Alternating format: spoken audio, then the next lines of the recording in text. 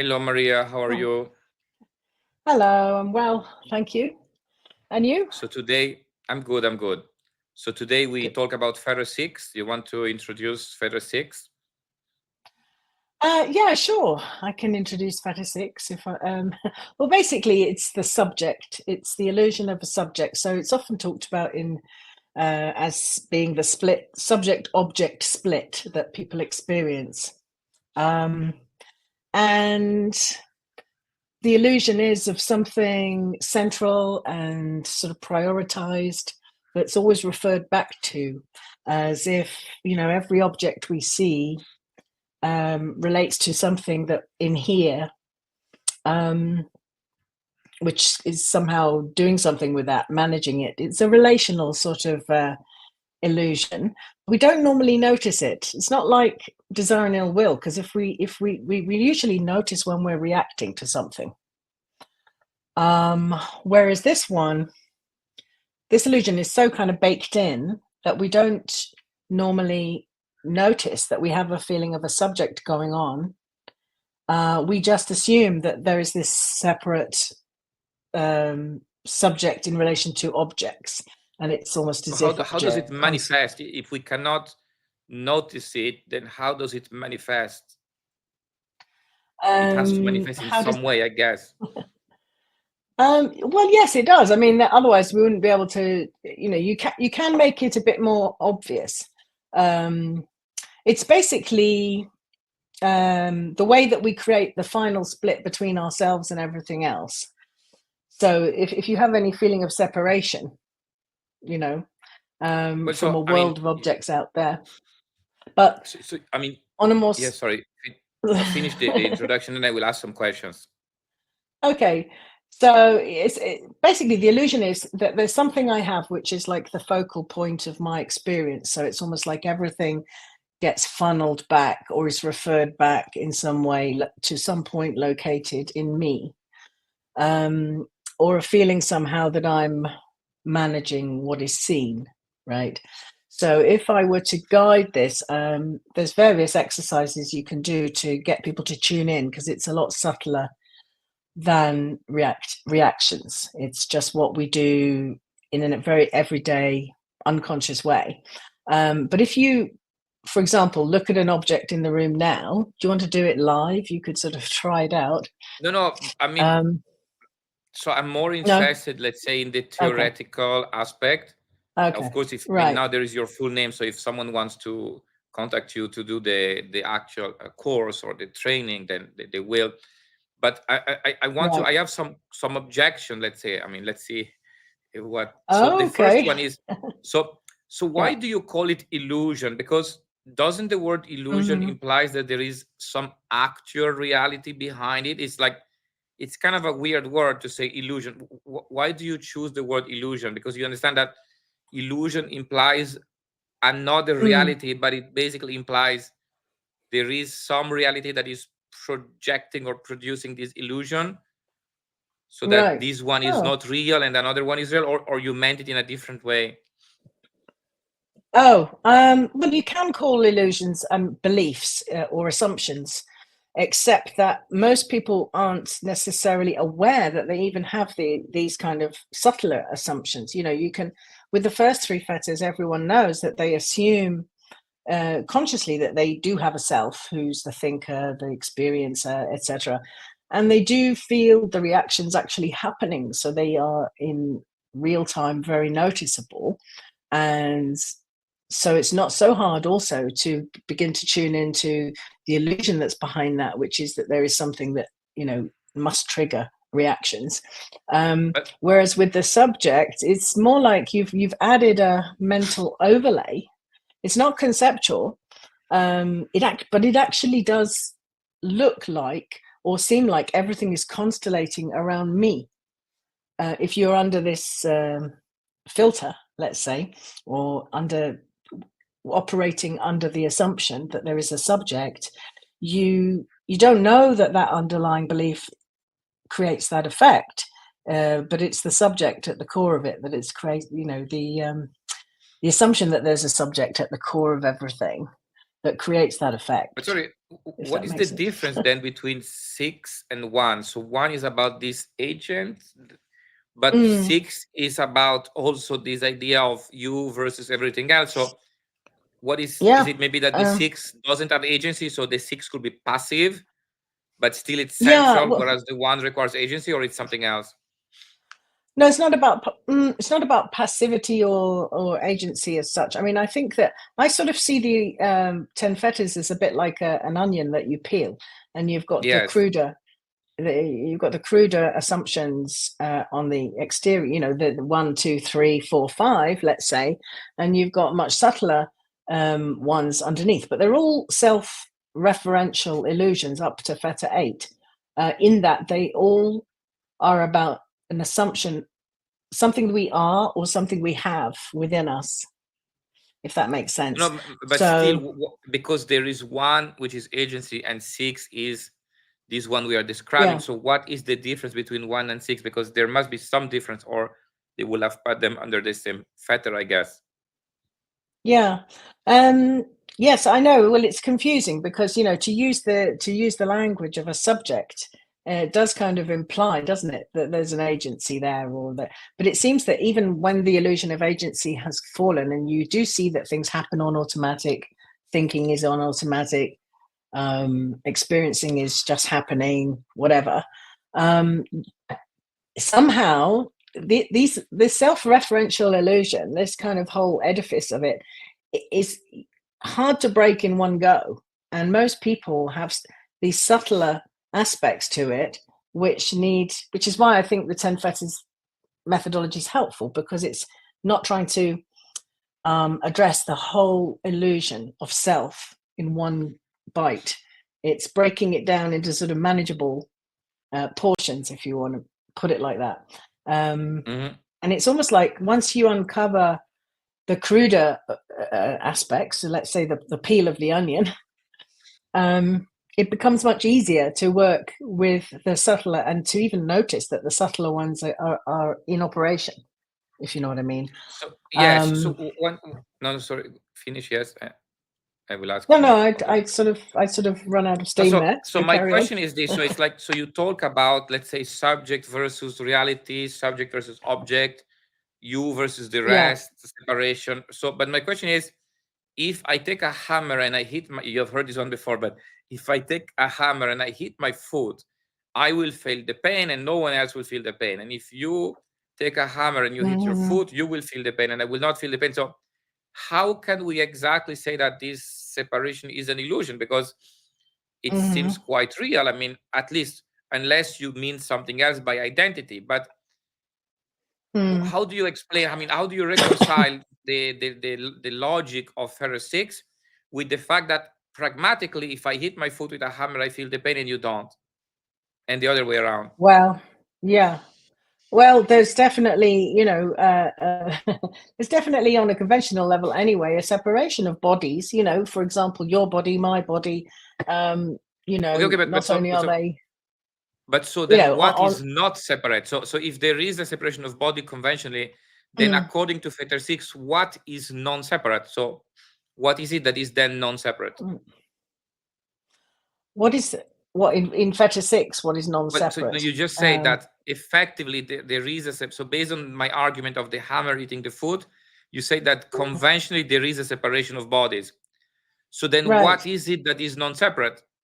Because if there is a separation of bodies, but fetter 6 is there is no separation, so then what is it that is non-separate according to fetter 6?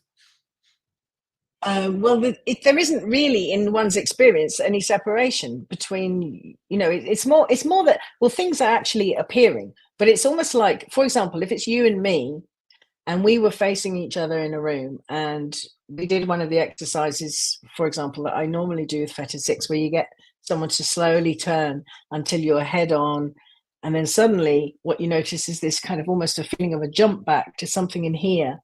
This is the subject feeling, recognizing the object. Sorry, but you'd be my object, you know, I'd be your object, you'd be the subject. Relative to you, yes. And so that's the illusionary thing that we add in. It's not that, you know, It's the insistence that form is real and you and But what all does else are real means? things. What's the definition Right. of real? Well, it's maybe a better way to describe it, because reality, as it were, or what's real or not, is more dealt with in the next fetter, which is fetter 7. Okay. So ultimate reality. But Okay. But yeah, I'd still, what I rather. cannot understand is this idea. So to me, it seems kind of Yeah, obvious that at right. least because there is a lot of like non-dualism talk and everything is one and blah blah Yeah. blah. But it's like, Yes. but I think it's not true. I mean, it's like deluding oneself. So if I hit my foot with a hammer, I feel pain, and you don't. So there is kind of a unique point of view, perspective, whatever. So of course, I completely understand that Mm-hmm. qualifying identity as if I am this, I am that, I'm great, I'm special is just stories and is nonsense. Mm-hmm. Mm-hmm. But then there Right. is still ultimately some form of separate identity, because at the end I perceive reality through some perspective and you perceive it through another. So Mm-hmm. what exactly is Fetter 6 about? That's what I mean, I remember we have been debating this for like forever, and I'm Yeah. not sure if we actually ended up reaching a conclusion. Yeah. So Yeah. maybe Yeah. we reach it here, or maybe we will never reach it. But I Okay. still struggling to understand. To me, it seems Yeah. that there is, I mean, the best, Right. I will just tell you what is my conclusion. So we can then Okay. maybe debate over that. And so basically, to Yeah. Yeah. Do me, it that way. what I concluded after all this research and like thinking and introspection is that basically I say that reality is whatever you cannot escape from. So it's let's say because someone say it's a dream, it's a dream. It's like, yeah, but if it's a dream that lasts forever, it doesn't even matter that it's a dream. So whatever you cannot escape from Yeah. is reality, because if you can never live it, is reality. And then I say Right. identity is a perspective on reality, and so it's that perspective that you can also not escape from. So there is reality, which is whatever you cannot escape from, and then identity will be that perspective that you also cannot escape from. So ultimately, perspective What becomes do you also mean? reality. Sorry. Yes, sorry. It depends what you mean by perspective, though, because if you mean actual experience, like a hammer on the foot, that's one thing. But if you No, mean a I will tell you. I subtler will tell you. sense So of like perspective is. okay. I will use a metaphor. So let's say this room. I'm in a room, and this is reality. I mean, it's a metaphor, yeah. And the camera is Yeah. pointing towards a very specific angle, and that's perspective. So I could rotate the camera in an infinite number of angles, and every angle will produce a different perspective.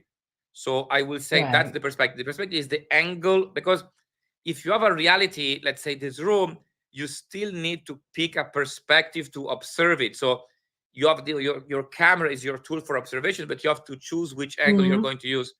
So For sure. reality is whatever you cannot escape from, and identity will also be the angle that you cannot escape from. So I'm seeing from this angle, and so ultimately it becomes reality, because it becomes my reality, because I cannot escape. So the reality is whatever you Right. cannot escape, period. And identity Okay. is that perspective you cannot escape from. And so it ultimately becomes a form of relative reality, or at least my reality. So in some way, my identity is just my reality. But still, I Right. wouldn't say that my reality and your reality is the same. So I cannot escape my reality. You cannot escape your reality. And sure, there are some interaction, because it's just a perspective of the same room. So we are interacting, but I cannot escape my point of view and switch to your point of view, and you Right. cannot do the same. Right. But Okay. still, I wouldn't agree to say there is no separation. There is a separation, because effectively, if I hit my foot with a hammer, I feel the pain and you don't. Well, on that level, there is separation, yes. But I think that it depends. If you go back to, say, the first fetter, what I would work with people is it that your reality, let's say, I see, I don't know, what do you see? Can you name something you see in front of you? Anything at all? My computer. Okay, my computer. I know. So is it? Okay. So in reality, is it? I mean, in actual experience, is it I see my computer, or is it seeing a computer? What it's that bit that we add in, and I'm not of sure, course it because I exists can in kind of language. choose how to verbalize it. So You can choose how to verbalize it. But Right. the thing is, for me, fetter one is kind of easy because you remove Right. agency by realizing that there is just causality from the Big Bang to now, Yeah. but it does not contradict experience because the, let's say, consciousness, whatever that means, could just be passive. So so it's quite easy, in my opinion, to remove, let's say, agency by saying, okay, I mean, I'm, let's say, a spectator, whatever, a consciousness, a point of view, whatever, you know. But I just don't have agency. So because everything is causal from the Big Bang to now, but that doesn't contradict what I'm experiencing because I could just Yeah. be watching something in a passive way. But six, if one say, yeah, but there is no separation whatsoever, is like, wait a second, that's not true because I feel the pain on my foot, but I don't feel the pain on Yeah, your but foot. you're not even going to go to no separation whatsoever, but it's whatever. We're looking at a particular type of separation whereby it's like there's a centralized, prioritized part, which we assume is internal, which is, around which everything else constellates. It's like we're the central actor on a stage. It's not about agency so much as central. So you're saying that the idea that this perspective is special, so there is something special about this unique perspective. It's like more special, more whatever.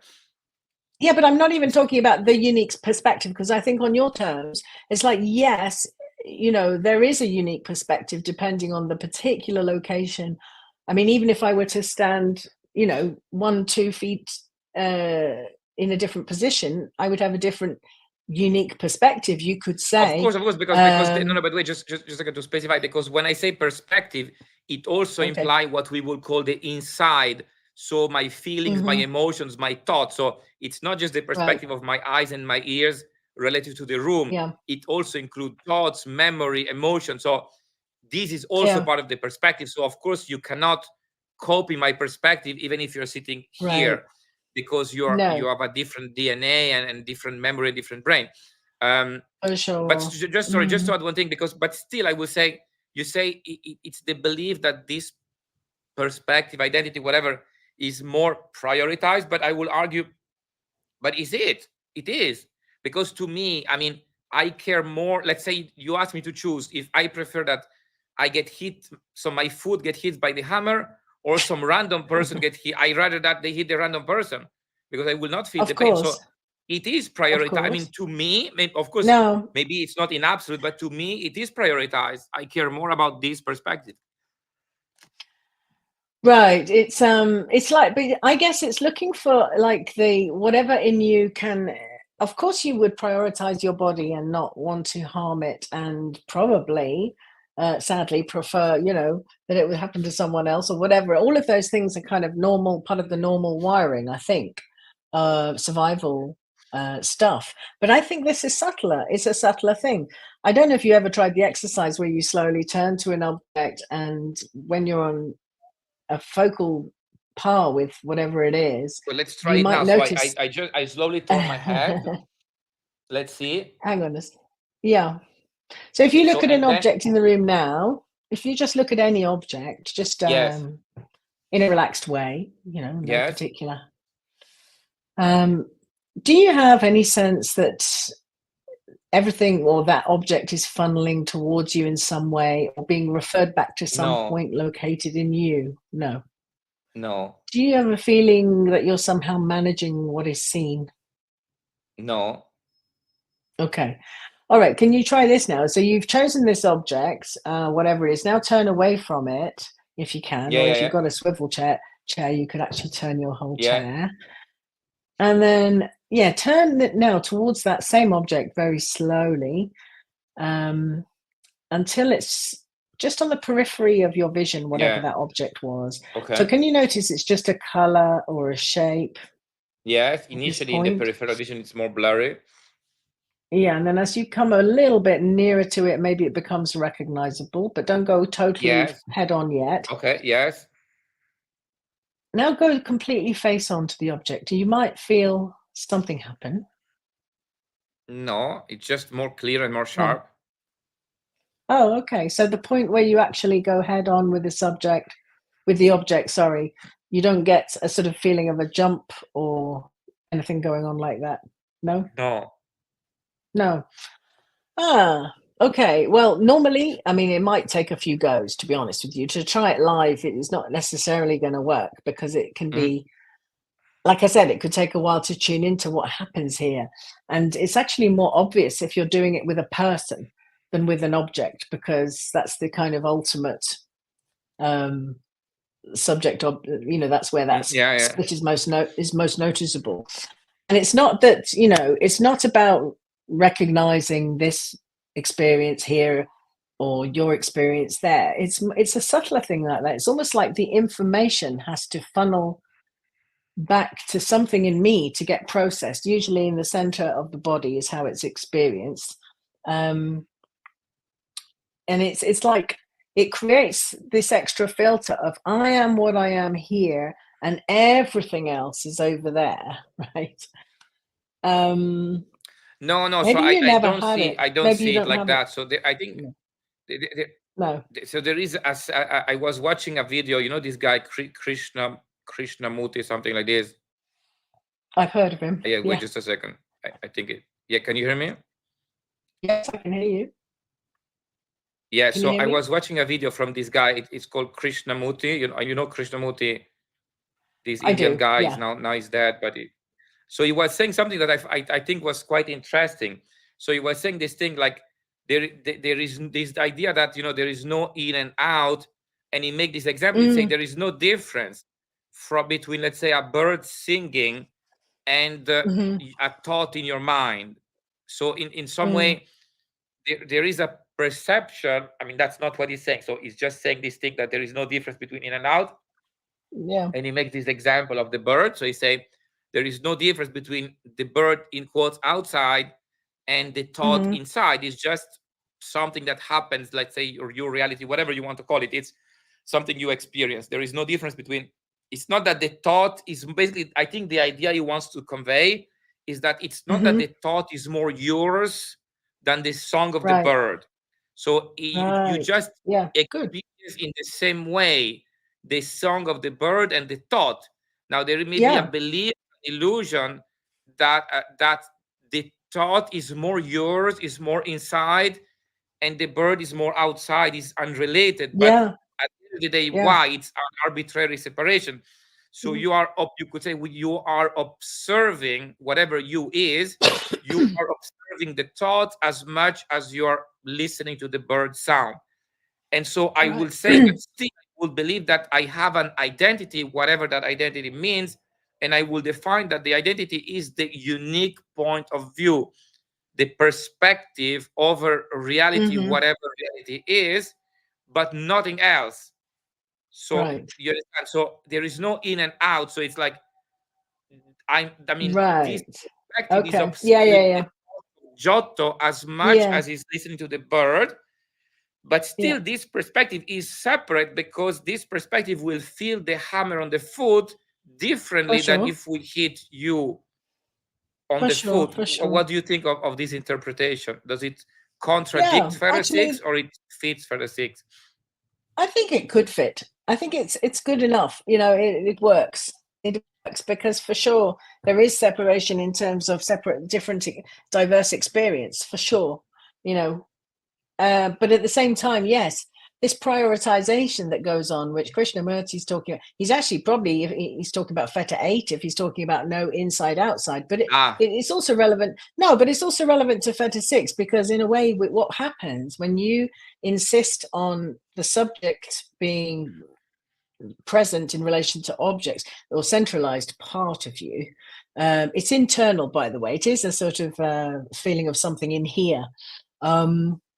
As opposed to out there. But that inner outer doesn't exactly fall until Theta 8. But what does fall is the perceived separation in terms of, yeah, I mean, because a thought could be an object as well. As Krishnamurti said, it's not, well, or at that least I can be will say another a thought. object. Yeah, I will call it rather. I will say a thought, just like the song of the bird, is yeah, something that has the potential to be observed. So they are all right. things that have the potential to be observed. And so everything that we have ever experienced has the potential to be experienced. So it's kind of the same. The only thing that we could call our identity, which doesn't have the potential to be observed, is this abstract idea of the perspective. So it's the perspective on which we perceive those things that can potentially be observed, because there is nothing to perceive. It's like, so everything we have ever perceived or felt or thought is part of the same group, is the stuff that can potentially be observed from that point of view. That point of view, there is nothing to observe because it's not made of observable stuff. It's just the angle, just like the camera can observe everything, but not the camera itself. So because you unless there is a mirror, but let's assume that there is no mirrors in this metaphor. So if you have this camera, you can observe everything except the camera itself. But let's assume in this case that, I don't know, this perspective is just made of something unobservable. So there is, but everything that there is no inside, outside. So thoughts, feeling, emotions, birds singing, nuclear bombs, whatever, is part of what is observable and is exactly the same. There is no difference between a thought in your mind and a nuclear explosion. It's the same. And those are observed in the same way from this point of view. But this point of view is kind of not observable. It's just the observer. I'm not sure if we want to use this word, but it's a dangerous word to use. But why not? Well, let's use it then. Let's use it so it creates some potential conflict of opinion, you know? So this point of view would be a pure observer, but it has nothing. So it has no property, no quality, nothing. So it's like, because anything that can be observed is not part of it, it's outside of it. So you can say that it is something, but maybe it's like, you know, a point. You know, in mathematics, a point is something that has no size. It's infinitely small. It is, so it's just a point. You know, it's not made. It's like the smallest thing that can ever exist. It's just as if this thing was a point. A dot. So as small as it can get. So there is nothing inside because there is no room for nothing. So this dot is just a perspective to observe whatever. So it includes observing thoughts, emotion, everything. So there is no inside. So when I say there is this observer as this dot, it has no inside because it's too small to have any inside. So everything is outside for him. Anything that can ever exist is considered outside for this dot. But still this dot exists, and my dot is not your dot. But still everything is outside of this dot. What do you think? Does that make sense, this interpretation with the dot? So there is no really... So there is the observer. It doesn't make sense. You think where is it then? Well, where is it? Have you found it? What is it made of? I mean, the observer. Well, that's the thing. I mean, I know you're creating it. It has no, but the thing is, as a point, it has no size. It has nothing. It just, you see, it's like the number 0, if you want. So it exists, but it doesn't. It's kind of weird. So it's like, it's just the angle that you choose. In you? But where does it exist in you? No, because there is no me. I mean, if there was a me, then it's that thing. There, you understand? It's just a perspective. It's like there is the room, and someone comes with the camera and observe the room through the camera. Okay.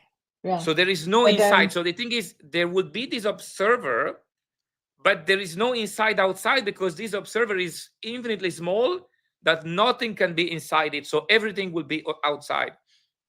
But still, there could be multiple of it. So there is my dot and your dot, and they are not in the same location. I think it could be a very, very clever way of keeping a sense of observer, of perceiver, you know, around some, maybe.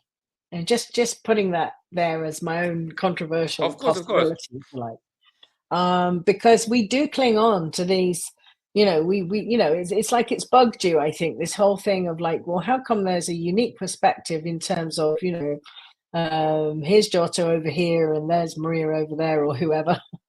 You know, of course there is that on the conventional level, but and yet, so what's the illusion then? And I think maybe either you don't have it, it does not operate for you, or it's kind of gone underground and it's become very, very hard for you to pinpoint it, because you've made it this infinitesimally small dot that has no but properties. The reason I come up with this metaphor of the dot, which of course it's probably, and every metaphor is incomplete, so sure, it's because I cannot reconcile. So I understand that there is no distinction between inside and outside, as per the explanation of Krishnamurti. But still, if you hit my feet with the hammer, I feel the pain. And if, let's say, you hit your feet, I don't feel the pain. So how can you reconcile that, basically? So yes, there is no inside and there is no outside. Fine. Okay. And then it's How not I that everything is the reconcile same, it? because there is at least a Yeah. different perspective. So how do you reconcile Yeah. both?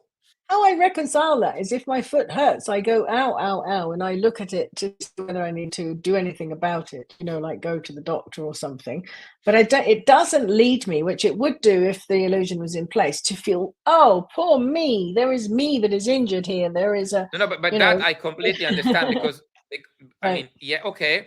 So because poor me would be kind of a judgment, maybe, that it shouldn't have happened. So I'm not sure if there is an element of agency or it goes against determinism, possibly. But let me Right. think. So you hurt your feet. So you don't think poor me, fine. Mostly because you recognize that it's all causality and it's unavoidable, I guess. But then you also Oh, observe that. But wait. So the thing is, you observe that okay. only you are feeling that pain and nobody else around you. So in some way, that foot, that specific foot, is more Yeah, yours than mine. You see, the thing is like, of course. that foot Yes, is of more course. yours than mine. So what? So then, if you agree that there is something that can be yours, there must be some kind of you, because how can that foot be more yours than mine if there is no you Yeah, whatsoever? Now we can define yeah, what this you is. Of course, this you may not be the body or whatever, yeah. But if you yeah, believe that your foot is more yours than it is mine, then there is some kind of you. Now it may have no attributes, no quality, no inside, no outside, but still, don't you agree that yeah. if you believe that your foot is more yours than mine, then there is some kind of you, effectively? Yeah, operationally, if you like, to get through life, yes, I have to assume it's my foot, not yours, and my face in the mirror, not Santa Claus, and like, it's something that doesn't seem to go away. So in that sense, it corresponds to your definition of reality, if you like, except it does change all the time because it gets older and not so pretty, No, as it it were. could, but for example, so for me, this definition of identity as perspective you cannot escape from, assuming there is an Yeah. afterlife, will also continue. So let's say I die, and let's say I become my Uh-huh. soul. Well, it's just a transition. So I go from experiencing Giotto body to Giotto soul. Mm-hmm. But the thing is, if Right. my afterlife could, most likely, is assuming there is an afterlife, my afterlife is different than your afterlife. So that perspective continues. Now, then, of course, there is no foot, because I guess there is no more foot. I guess those souls, they don't have foot. I assume they fly or whatever. So the point is, Yeah. But no, there they will got be wings, I think. continuity.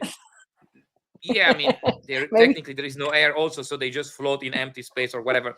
But the point is, Okay. there is continuity. So it's like, if there is afterlife, then there will be, let's call it, continuity of experience. So if there is afterlife, then Giotto experience will continue in the Giotto's afterlife, and Maria experience will continue in the Maria afterlife, but they will not intersect. So let's say I go to heaven and you go to Mm. hell. Well, I will feel, or the other way around, whatever. But I will feel heaven or hell, and you will feel the other. But if you go to Yeah. hell and I go to heaven, I will not feel the hell, and you will not feel the Yeah. heaven, assuming that those exist. You see what I mean? For sure. For sure. Yeah. Yeah. Yeah. If I was suddenly thrown into a jail and not given food, I would be the one feeling hungry, for example. On And that yeah, level, and I mean, yes. maybe I will feel Yeah. sorry for you, but that's it. Then I will go on with my daily life. So whereas you will Yeah. be Right. constantly focused on this concern about how to get out of the jail. So to Yeah. me, the idea that in order to say there is no distinction whatsoever, there is no me and nothing, and there is no me, there should be a unified perspective. So there should be a Mm-hmm. single unified perspective. But if there is not a single unified perspective, I think it doesn't make sense to talk about no separation or there is no me. There is a me, of course, but maybe Well, it's not the conventional yes. me. It's me Right. intended as perspective, for example. Yeah. For example. I think I think for most people, they don't notice that they're creating this. It's almost, if you think about it, whenever there's a sense of me, there's a sense of contraction that goes along with it often. So what was I thinking of there? Gosh, lost my train of thought really, but oh dear. The sense Say of what you were saying contraction you were before. saying. Sense of contraction, Yes. like for most people, there is a sense of contraction. Well, yes. Okay. So, for example, some people experience this drop in subject-object duality as a special state. Say when they meditate, or even if they're just very, very relaxed, they immediately get this sense of, a bit like the Krishnamurti quote that you gave before. Not necessarily no inside outside, because that's even a step further, I think. But they could even go there. They could. All this experience is available to us because it's like we've created all these filters on top, but it's quite easy to at least temporarily remove them, right? So you could take a drug, you could take ecstasy as an example of where people feel at one with everybody, right? Yeah, So, but I mean, so they don't feel. It's not that they don't know where their skin ends and doesn't end, but it's they don't feel fundamentally separate in their experience so to other I people. understand that, but what I That's usually all. say is I wouldn't trust feelings, because you can smoke, like, let's say, weed, and you feel like you're flying, but you're not flying. So Right. this guy Yeah. maybe is taking, I don't know, ecstasy, and of course we don't Yeah. recommend anyone to take drugs, but this guy is No, no, taking no. ecstasy, and let's say then I hit him on, and he feels unit whatever, or he's meditating, and I take a hammer, I hit his feet, he will feel the pain Yeah. himself and nobody else. So it's just a feeling, Yeah. but it's not real. The reality is that if I hit him with Right. the hammer, he will feel the pain. Yes, but does that contradict it necessarily? See, this is where we kind of get, I think, a little bit nulled up, because I don't think it's contradictory that someone who is not separate, in terms of the way that maybe it's a particular type of separation, right? Let's call it prioritization, where it's like you're the central character always So what in does it your mean? own Can you Hollywood. define prioritization? Yes, it's like there's a special bit that is better than and more important than everything else around it. So it's like you've got this Brad Pitt Hollywood star central character part of you, right? That is more important, and it's on a separate stage almost to everything But else, because isn't it it's true? so Because as I say, amazing. I care more. Sorry. No, but you see, what happens when you lose this illusion is you no longer feel like you are, or even that your thoughts are on a separate stage. So this is how you come to the Krishnamurti sort of, the bird song is the same as the thought arising, because you're No, no but you longer see, putting so your thoughts on a separate prioritized stage. Oh, this is my container of thoughts, and this is where I think, and this is my. so I understand that. So I Yeah, understand that. So I right. understand that. I do not feel this distinction between the inside and the outside. To me, it's all stuff that can Yeah. potentially be observed. There is no difference between Okay. my thought or the bird singing. However, I will still Right. say that my point of view has priority over the rest, because I care more if someone hits me with the foot or some random person. Yes, So but we're it's not not that my talking about thought has priority. survival. Yeah, but we're not. Yeah, but we're not talking about thought as. We're not talking about. Sorry, physical survival is always that. Because we have this vulnerable body which can easily be injured or killed. It seems Yes, like but there's wait. all sorts of instincts that kick in to protect and prioritize Okay, this but body wait. as So opposed to that body over the road, that stranger, let's say, or even someone we care about, right? But it's not that kind of prioritization or separated. It's a different type, which I yes, think but you wait. have to either I want to feel, give another example. So, but let's say experience there or is an not. afterlife. There is an afterlife, and we Okay, die, and I go to right, heaven. I mean, I care about assuming there is heaven and hell, which probably there isn't. But right, if there is heaven and hell, and there is an afterlife, then I care to go to heaven, and I don't really care.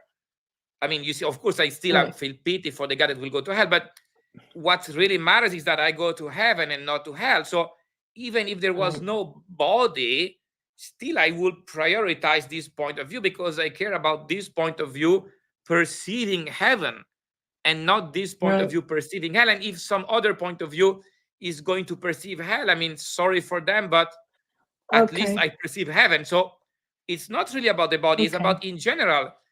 It's, I guess you care more about what you perceive through the point of view that you experience is more important. In some way it seems logical. What you experience through the point of view that you experience is more important than the point of view that you don't experience, because I experience one point of you see, I experience one point of view and millions I don't experience, and I care a lot more about the point of view I do experience than the points of view I do not experience. Right. But what if, you know, to some degree anyway, not in practical terms, but to some degree, the unique perspective that you think that you have is a filter that you've created, is something that you've actually added in there. But how is that? Because again, I think if I hit your feet, you feel the pain, and you will rather that I hit someone else with a hammer than sure, you. but you're talking about afterlife, where apparently there's no body. But you would rather go to heaven yourself and that someone else goes to hell than the other way around. Right. If you believed in heaven and hell, yes. Let's assume that it's true. So you can choose. You go to heaven and someone else goes to hell, or the other way around. And it's not if someone is a complete stranger, maybe he's a horrible person, did a lot of horrible stuff. So you don't even have to feel guilty. So wouldn't you say, okay, then it's Hitler? I mean, just send Hitler to hell and you go to heaven. Or you would just say, okay, poor Hitler, send him to heaven and I go to hell. I mean, that's very unlikely because you are not going to experience his perspective. So to some extent, you don't care. Right. Unless you have empathy for him. So what if I don't really experience my perspective as distinct from any other perspective? I mean, you know, because it's like, but that's it's impossible making an assumption. But how is it possible? So so would you rather give all your money to me or have it yourself? Well, I have to live. But that's the thing. But also, I do also have to live. Yeah. You see, the point is, if you really do not consider separation of perspective, then you will only think as an aggregate. So it doesn't, let's say there is $1 million. It doesn't matter who has it as long as someone has it. It's completely indifferent. But I don't believe it for a second that anyone thinks that it's completely indifferent. Everyone would rather have the $1 million for themselves than that a random. Imagine you can choose either you get the $1 million or a random person gets it. If you really think there is no separation, you don't need money in the afterlife, Giotto. You can't take it with you. So what? But now you do. Let's stay with the afterlife. I want to stay with the disembodied. Sit next to God. You know, like there is this saying, like I guess the best thing that can happen to you is to sit next to God. That's the place of Jesus, to sit on the right side of God, you know. So there is only one spot. Sorry? Sorry, I reverted to my Cockney London roots. It sounds well dodgy to me to sit next to God. But that's the place that is reserved for Christ. It's like sitting on the right side of God is the best spot. So where do you want to sit? There is only one spot. You wouldn't like to have that spot? No. Assuming it's all true. Yeah, assuming Christianity is true. Assuming Christianity is true. It's true. So this is the best spot. You would rather that a random person get that spot or you get that spot, which is the best spot in heaven, sitting next to God. Like first row, you get first row. Basically, imagine that the seats are like, you know, so there's first. I can't go there, Giotto, and entertain in my mind this Christian. I just can't go there. And then there's me, exactly as I am in real life. Karma. So let's say that you believe in karma. So you think karma exists. Would you just give away your karma? Oh, we're stuck. Oh, what happened?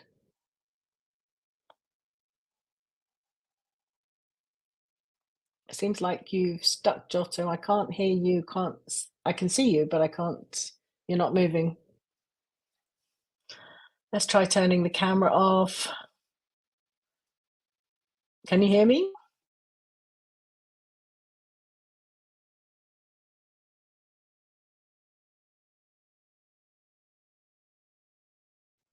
Hello? Yeah, I think we got disconnected for a second. Can you hear me? Hey, hi. Yeah, no, I'll just turn video and cam off. We got disconnected for like 20 seconds. Can you hear me now? I don't know if it was your. I can hear you fine now. Yeah. No, you just froze, and Yeah. We got I this. couldn't hear you. We got disconnected. I think for like 20 seconds. Disconnected. It's okay. It's okay. So yeah, so we can continue. So I was Working. saying, I don't know if you heard that part. I was saying, so let's assume that you believe in karma. So you are going to do a lot of good deeds in this life, and you accumulate karma for your soul. Then you die, and you could just give that karma to another soul. Karma is kind of the currency of the afterlife if you believe in karma. So will you give your karma, or will you keep your karma? Yeah, but it's too theoretical. It's still too theoretical for me, because I cannot entertain that belief system. I find it just like, I could do it fictionally, like pretend that I could believe in it, but I just can't believe. It's too I'm sorry, but it's still too theoretical for me. It's That too one. far away. Okay, fine. Yeah. So, but let's say that you will experience a good afterlife, and I will experience a shitty afterlife. Will you swap places? I don't know. You see, I mean, it's theorizing an afterlife. But still, you would rather experience a shitty afterlife than a good afterlife. So either you believe that the afterlife is exactly the same for everyone, so that it becomes a unified perspective. So there is no distinction. So the afterlife is exactly the same experience for everyone. But if you don't believe that it becomes a unified perspective and it's exactly the same for everyone, then some people will have it better than others. Some people will have a better experience as afterlife, some a worse experience. Will you swap? And let's assume that you are one of the lucky ones, that you will get one of the best experience of afterlife. Will you swap with one of the worst experience? I can't tell you. I might. Really? But why would you go? But then you still accept that they are different. Because if you will swap a good one for a bad one, you still, and in some way, accept that those experiences are different. And if they are different, then, because what is it? Basically, if we have different experience, there is something different. It's like, I have a different experience than you. I mean, this is obvious. So if I have a different experience than you, then to some extent there is a difference. And but I'm not denying that there is a difference. And if we call that difference, and I just happen to call that difference identity. So to make it very simple, it's like, we don't all have the same experience. I experience something, you experience something different, and I just happen to call this difference identity. Now, I don't know what you mean by identity, but for me, I mean this difference. And in some way within this difference, I care more about my experience being enjoyable than about other people's experience. So I will argue that in some way there is a difference, there is a separation. We can call it separation of experience, but it doesn't require an inside or outside. So I will argue that I care more about my experience than about your experience, and that they are not the same. But that doesn't imply an inside or an outside, and it doesn't imply anything really. No, I mean, it's not. This isn't about sort of wiping out all difference, actually, or all separation either. I think this is where it's very difficult to explain. Well, what kind of separation are we talking about then? We're talking about a kind of mental overlay, which if you don't experience, you don't experience, whereby you actually feel like you're this isolated part in a world of objects which kind of constellate around you, and they are inferior to you. They are not. I don't believe that I am. Do you experience life like that? But I don't believe that I am in a constellation of objects, and let's say I'm superior to them. But I believe that I am in a constellation of experiences, and that I happen to experience this experience, and that to some extent this experience matters more to me than the others. Of course, yes, but I think that's normal. I think that's just normal. But I mean, I wonder if you might have a little bit of objection to going in and just exploring. You could just go in and explore. But that's what I'm trying to do now. But I need to find something. It's like if it's a very slippery surface, you need to find something to grasp on. But I still struggle because I will not go like to use an argument of dogma or faith to say it is like this. So I need to I mean, so I know that yes, there is no in and out. There is no difference between my thought and the bird singing. Mm-hmm. So, but still, Mm-hmm. there is more. I mean, I perceive the world through my experience through that perspective. I know that if I hit Mm-hmm. my foot with a hammer, I feel the pain, and if someone else get hit with a hammer, I don't feel the Mm-hmm. pain. I assume that the other's Right. experience exists. I cannot even be sure yet. I mean, Mm. the only thing I know is that Where, my experience exists. The others may not exist, but assuming mm. the other experience exists, then to some extent, my experience is kind of closer to me, and it's Well, let's different. So try. I wouldn't. Yeah, let's try a little exercise. Can we try an exercise that's not Yes. about perception? Okay. Okay. So let's do what. So pick a thought about something that happened yesterday. So cast your mind Okay. back Yes. to Wednesday. Oh, yeah. So Yesterday. Yes. as you take in the mental information, as the images, words, and sounds rise and fall about that Mhm. experience, Yeah. where does that information go in you? Where is the I subject mean, that detects this I just see it in information? front of me. I just see as if I had opened my eyes. It's a plate of pasta. So I just see a plate of Okay, pasta in front of me, just that it's in my okay, mind's eye, I guess. So it's like here in front of me okay, okay. So you have a mental image that's appeared in yes, front of you, as it were. of a plate Is of does pasta, it? yes. Where is the subject that detects this information about the pasta dish and knows this issue memory is an object? Where is the I part of have you no that can idea. do that? I have Right, no idea. right. Okay. The thing is, you see that in my personality, I don't mind. I don't mind saying I don't know, and I say I don't know Right. very quickly if I don't know. So it's not that I'm going to make up some answer. It must be there. It's like it's just I don't know. I mean, I see this plate of pasta. Yeah. Where is the subject? I have absolutely no idea. I just see that picture. That's it. The rest will just be Yeah. speculation or nonsense. Right. And I will not. Yeah. I will just say I don't. Basically, I say I don't know very early. I don't make up Yeah. a lot of stuff and then I need to be in a corner to say I don't know, you know. Some people they No, will no, just that's make up good. a lot of nonsense and eventually when they are really cornered they say I don't know. I just happened to say I don't know very early on. So I have no idea. I just see this plate of pasta here Mm. and that's it. Yeah, well, I don't know is the right answer because you probably wouldn't find the subject that detects this information and knows what is that part of you that knows that this issue memory is an object. This is what we're assuming. It's not the plate of pasta. The plate of pasta, okay, the visual image, it's real. It's like when I'm guiding the first illusion. It's like, well, people say, well, thoughts really appear. I really get that thought, Yeah. and I think, yeah, you're not fighting thought per se. You're not saying thought's bad or thought's not real. Thoughts definitely do appear. It's just that we believe the content of our thinking far more than is useful to us, and we really therefore think that there is an I who thinks the thought, for example. Yes. Well, no. So I Um, don't think that the so identity, whatever it is thinking any thought. Yeah. It's just no. as much as you can. So you remove everything and you're left with Mm, that thing which is just an angle, a perspective, just like the angle at which you point the camera, but it's not even the camera itself. It's just this infinitely small point in space that cannot contain anything. It's just the coordinate. It's you could say it's a set of coordinates. Just to even remove right. the idea that it has a size. You say it's like there is reality, which is this room, and then identity or perspective will be just a set of coordinates, like two numbers, but they don't actually exist materially. It's just the coordinates from which perspective you're Mm, looking. And so if that foot that gets hit by the hammer is within the range of that perspective, then you feel it. If it's outside, you don't feel it.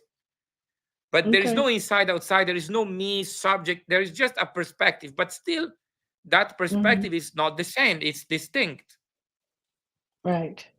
Yes, it's just, yeah, it is distinct. It's just that there isn't an object being beheld by a subject. When you look at that computer, you No, because see, because it's not enough. Because the thing, let's say a set of coordinates is a good metaphor because it doesn't yeah, imply that it actually exists as something tangible. It's just a right, position. So within reality, we say, hey, this is the position. It's like if I give you GPS, let's say you're going with a boat in the ocean, and I give you GPS yeah, coordinates of a location. it's not that this Mm-hmm. location actually exists, that you will find something in the ocean. There is nothing. It's just the ocean, Right. but still you can actually go to those coordinates. So I would Yeah. argue maybe a set of coordinates could be a good metaphor for what I It consider is a good to be metaphor. Right. identity. No, from that It is point of view, I don't non-tangible, argue with you, Giotto. Yeah. Yeah. No, from that point of view, I so don't it's just argue with happened that you. I I don't have an experience a argument set with you. of coordinates. So Right. let's say it's just that I experience reality. I mean, whatever I means, but I'm Yeah. experiencing through a set of coordinates, and you have a different set of coordinates. But there is no tangible identity besides that set of. So identity is that set of coordinates. Right. Yes, except that from the unfettering perspective, the whole mass of the illusion of identity is what causes the problem, which makes it like there's a some real thing there rather than just the set of I see. coordinates. You know, So basically, I get the set of coordinates. You know, sorry, carry on. so we could argue that, let's say, if someone believes that their identity is more than a set of coordinates, then they Yes, have to work on fetter 6. But it doesn't mean that on they have to something. believe Yes. that it's all one or whatever. Believing, or it's a No, metaphor no. anyway, that but No, they reducing don't have identity to. to a Yeah. reducing identity Oh, to a that was the pure last. set of coordinates is Yeah. compatible with fetter 6. Yeah, I mean, you just brought up something important in a way. You said they don't have to believe. I mean, this is not about acquiring any beliefs. Actually, that's the point. No, If yeah, you of feel course, it's like about removing. if people feel like they're taking on a new concept, then they're taking on BS, as far as I'm concerned, because Yes. it's not about replacing one set of unconscious beliefs with another set of beliefs which are maybe more conscious, like, oh, all is one, there is no separation between Yeah, me yeah, and yeah, you. yeah. That's not true. But then there are some actual side effects that people experience when they drop this particular illusion, which are interesting, and they Can are you sort comment of on not. that? What are the side Yes, I effects, mean, just often. so that someone can Well, there are identify? side effects. Yeah. Well, what you notice is that to some degree, initially anyway, the world appears a bit flatter, a bit more 2D rather than 3D. And it's not that you've actually lost perspective, you know, useful perspective, so that you'd crash your car or something. It's that you've lost an exaggerated sense of perspective, as in distance, separation. Yeah, maybe the idea that of distancing yourself, because there is nothing to distance from. There is no thing to distance from another thing. There is just a Exactly. set of coordinates. Yes, exactly. So that can be one side effect. What's the other side effect? Yeah, the other side effect, I think, is like what I was saying before about, you know, the opposite of feeling very centralized and prioritized, like Brad Pitt, kind of egotistical, kind of referring back to this central point feeling, is that you feel like everything is happening on the same stage, which is a bit like your quote of beautiful quote, really, of Krishnamurti, where the bird song and the thoughts, you know, It's the same. you, me, yeah. Well, they're not the same, but existing on the No, but same, you know. they have the same. They are made of the same stuff. Let's say, just it's a Let's little bit say, let's inaccurate, but it's maybe like, that's yeah, maybe that's they are better not language. Yes, inherently different. They are not right, inherently different. Uh, but right, still, I mean, I will still prioritize that set of coordinates. So, right. but it's just the set Yes, of coordinates. right. It of course has no Yeah. ego, because it has no because you cannot be. One last thing I want to say is, like, I think maybe what fetter 6 is about, if I understood correctly, is about the idea of adding labels. So it's like, if you see identity as just a perspective and a set of coordinates, it's one thing. Mm-hmm. But if you start to add labels to it as qualities or properties or whatever, and then it becomes Mm-hmm. more than a set of coordinates, then you're probably adding some nonsense to it. So in my case, I do not add any label to that set of. It's just a set of coordinates with no Right. labels, but it is still a set of Okay. coordinates, and I still prioritize that set of coordinates. Okay. Well, you're sensible. I mean, yes, for all practical sense of purposes, you've got to look after Giotto, and I have to look after Maria, whatever that means, I guess, right? yes. So anyway, maybe that's not a bad point to end. But it's been a lively discussion. I hope we've got somewhere with it, with different perspectives, but interesting to, talk it out.